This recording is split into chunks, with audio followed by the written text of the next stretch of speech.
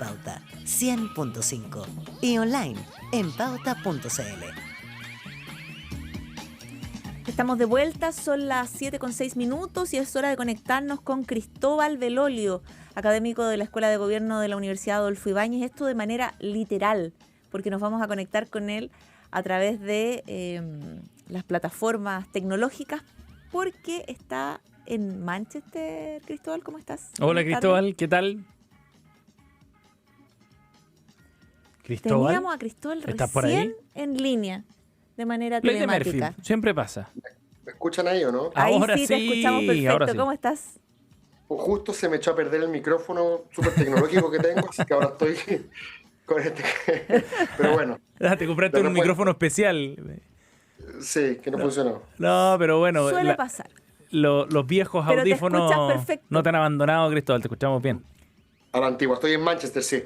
Fantástico. Muchas gracias por estar con nosotros y por conectarte desde allá también entonces para la columna semanal. Oye, Cristóbal, estamos cerquita ya de otro aniversario del 4S, aquella fecha en la que se celebró el plebiscito respecto al proyecto de nueva constitución. Digo que es una conmemoración para ciertos sectores, por supuesto, aquellos que triunfaron en esa ocasión, para el rechazo. Y en el contexto electoral de este año es bien interesante porque toma quizás otra fuerza y algunos han intentado también de enmarcarlo en ese contexto. ¿Cómo ves tú esa utilización que se ha hecho política de esta conmemoración del 4S, del 4 de septiembre del 2022? Bueno, les devuelvo la pregunta, ¿cierto? Como ustedes saben, siempre los politólogos dicen que los gobiernos a veces acaban antes que la fecha en que tienen que entregar el poder, ¿cierto? Claro. De Bachelet 2 se decía que su gobierno había acabado en términos políticos en el caso Cabal. De Piñera 2 se dijo que su gobierno se había terminado para todos los efectos relevantes en el estallido social, ¿cierto? Sí. Y en el caso de Gabriel Boric hay cierto consenso de que se acaba su espíritu original, la agenda transformadora, el 4 de septiembre del 2022. Así que desde el punto de vista de qué es lo que ha significado políticamente en Chile, por supuesto es una fecha muy, muy relevante, trascendente. Desde la izquierda algunos han dicho, creo que lo leí alguna vez en algún medio de la plaza, de que para la izquierda esto había sido comparable con el derrocamiento de Allende, o sea, una derrota que cala muy fuerte Wow. en la identidad política, ¿cierto?, de la izquierda. Y creo que le leí a Patricio Fernández una vez algo así como que lo que estaba plasmado en la propuesta de constitución que se rechazó el 4 de septiembre era el proyecto político, el ADN del Frente Amplio, y por lo tanto su derrota significa también un portazo a ese proyecto, ¿cierto? Entonces esta generación que llegó a cambiarlo todo se encuentra a poco de llegado al gobierno con que la ciudadanía realmente no quiere eso. Por lo tanto, desde el punto de vista político, yo creo que está bastante claro que significa que el gobierno no puede seguir De acuerdo. pensando lo que quería hacer, que la agenda cambia radicalmente, que tiene que volcarse a otros asuntos, Sebastián, como orden público y economía. Y quizás después podemos conversar sobre eso, si es que acaso esta idea más adversarial de excluir al adversario es la que se castiga o no, pero desde el punto de vista político está claro que hoy a quien lleve la bandera del apruebo tiene la carga del apruebo, la carga de la prueba, como dicen los abogados, en su contra. Sí. El problema de Janet Jara no es que sea comunista, como dicen algunos, el problema de Janet Jara es que representa al oficialismo y a un mundo que fue lapidariamente rechazado hace 3 años. Cristóbal, pero los chilenos somos de memoria corta, así al menos se ha dicho en distintas oportunidades. Y desde ese punto de vista, ¿es posible, más allá de lo simbólico, de que después, que con tan solo 6 meses de gobierno, el gobierno de Boric tuvo que cambiar su eje total y absolutamente, ¿es posible que hoy día se pueda sacar rédito de ese momento histórico del apruebo y del rechazo tan marcador fue en términos históricos, en términos políticos? Bueno, yo creo que el rechazo envejeció bien.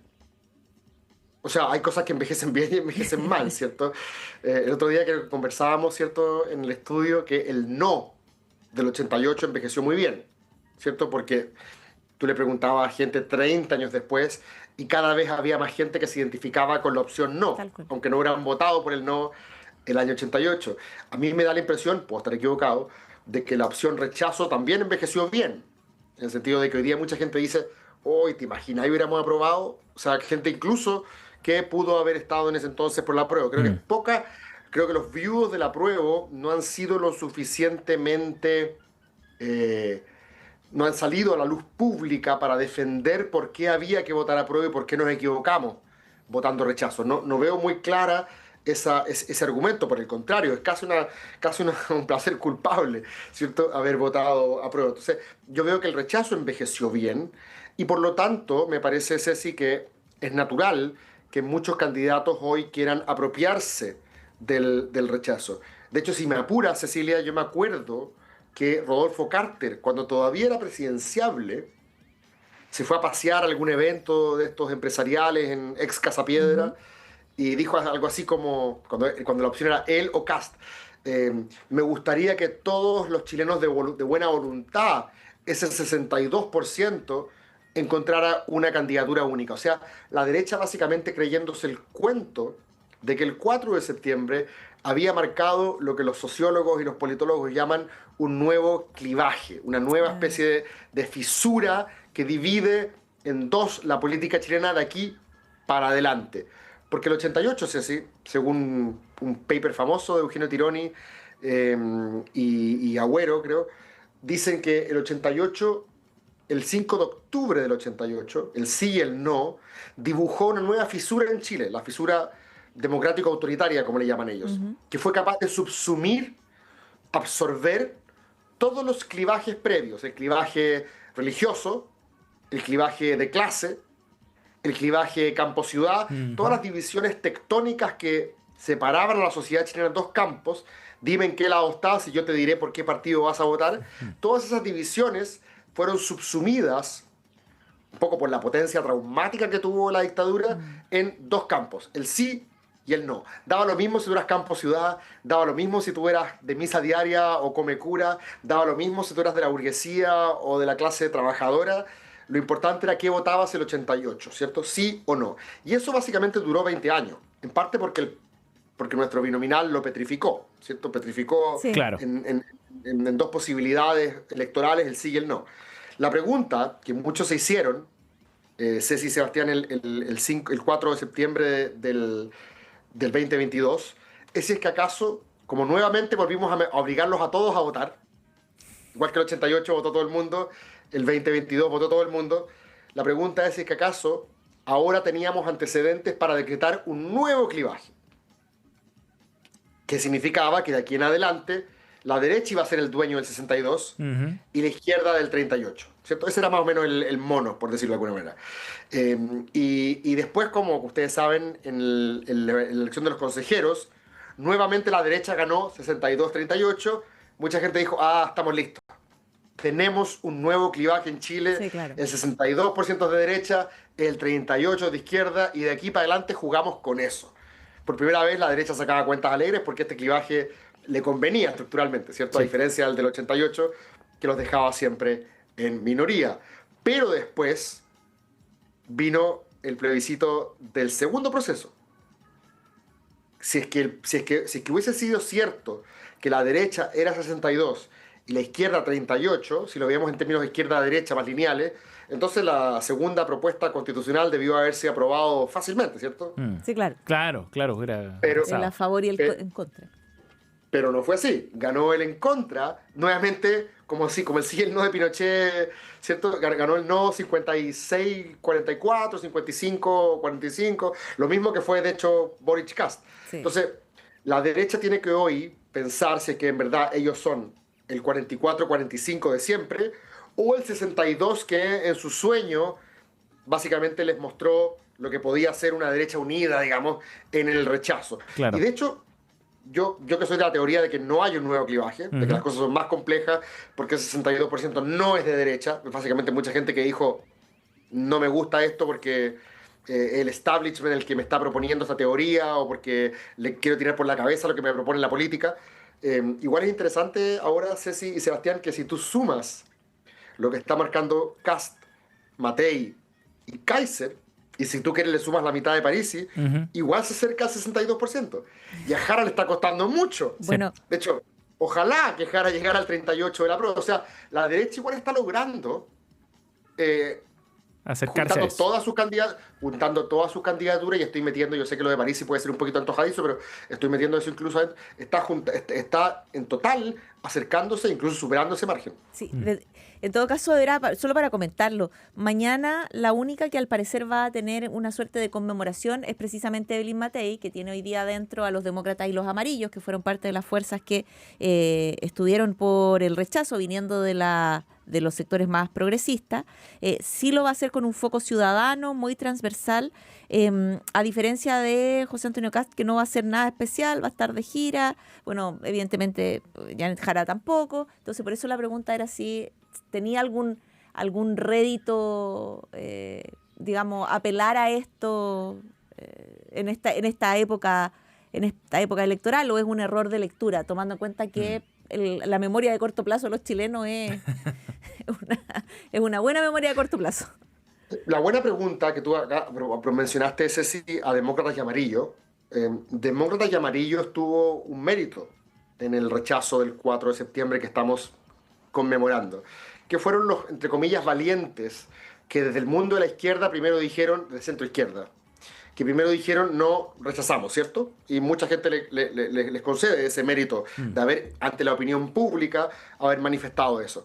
Ahora, es un mundo que tiene mucha más llegada en los medios de comunicación que conexión en las bases, digamos, en la realidad popular de Chile. Pero digamos que fueron valientes en decir, nosotros no estamos aquí en esto, vamos por el rechazo. Me da la impresión de que trataron de vender, como se dice en el fútbol, su pase bien caro a la derecha, y diciéndoles, gracias a nosotros, ustedes ahora ya no son el 44, son el 62. Pero después, como apoyaron el a favor, y la aguja no se movió, siguió pegada en 44, es decir, no aportaron nada en el segundo plebiscito. Matemáticamente, no aportaron un punto más del que obtuvo Kast el 2021 o el de Pinochet.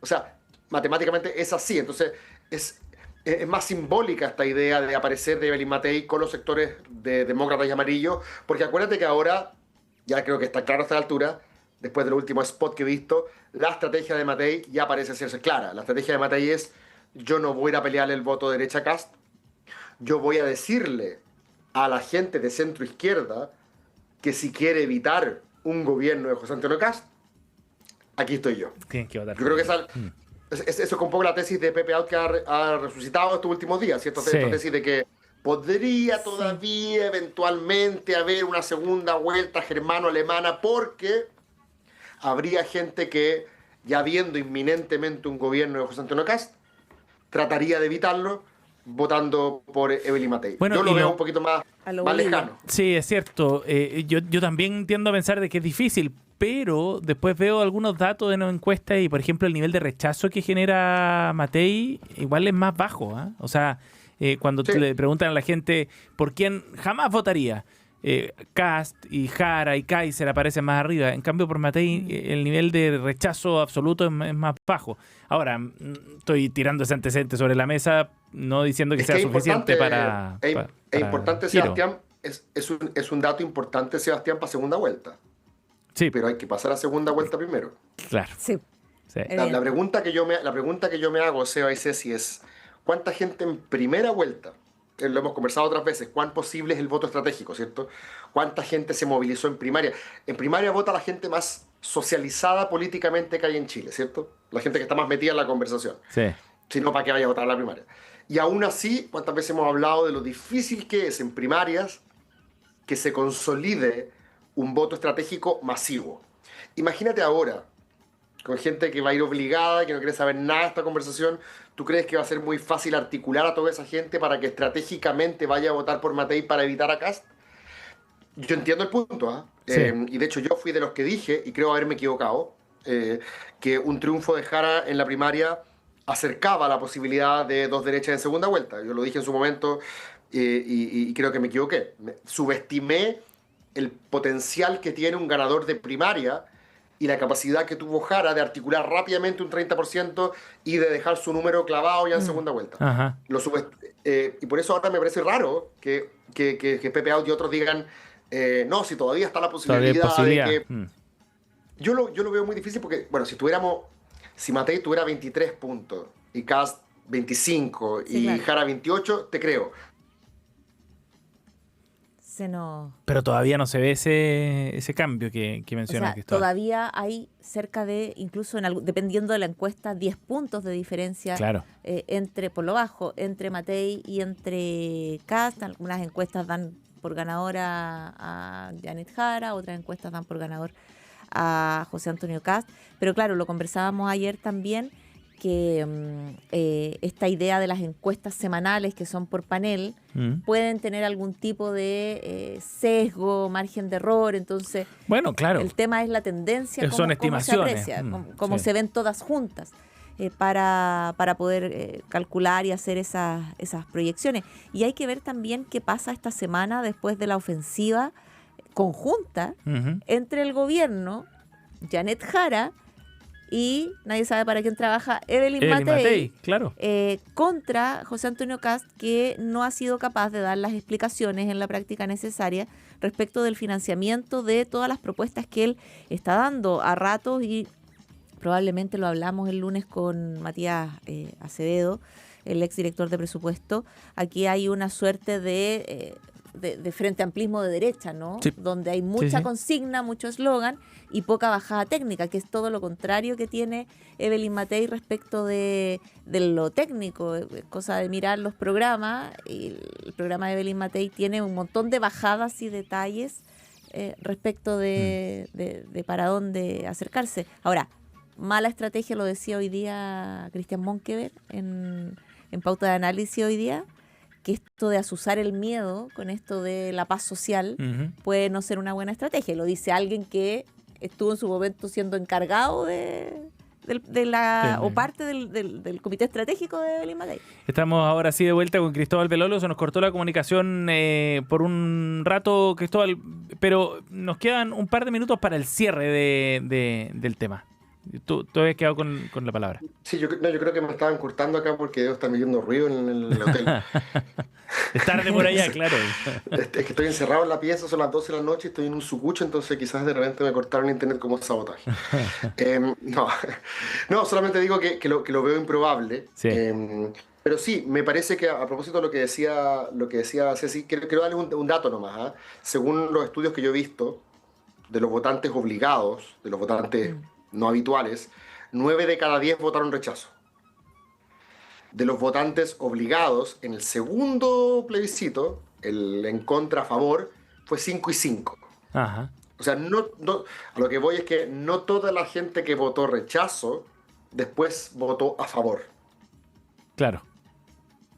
Es decir, no es un voto que esté enteramente fidelizado con las ideas de la derecha. Y ¿cierto? amarrado. Un voto que en gran parte votó contra, ¿cierto? Un proceso político Claro. que interpretó como erróneo en distintas claves, ¿cierto? Entonces, ojo con la derecha al atribuirse ese 62%, porque también, como lo hemos hablado otras veces, uno se enamora del diagnóstico que le conviene. Y cuando te enamoras del diagnóstico que te conviene, después lamentablemente te encuentras con un frío baño de realidad que te hace adaptar tu agenda, que es lo que le ha pasado al presidente Boric. Pero no me cabe ninguna duda, Ceci, de que es lógico que si yo fuera un candidato de derecha, en los próximos días trataría de sacarle el jugo a esto. La pregunta es, ¿a quién le reditúa más? ¿Cierto? Kast o a Matei, ¿cierto? Esa es la gran pregunta. Está claro que para Jara esta es una efeméride incómoda. Ella, de hecho, ni siquiera ha podido llegar al 38%. De hecho, ella sumando el porcentaje de Artés y de Meo, no llega al 38% ni siquiera. Entonces, es obviamente para la izquierda una efeméride muy incómoda. En cambio, para la derecha, una efeméride feliz.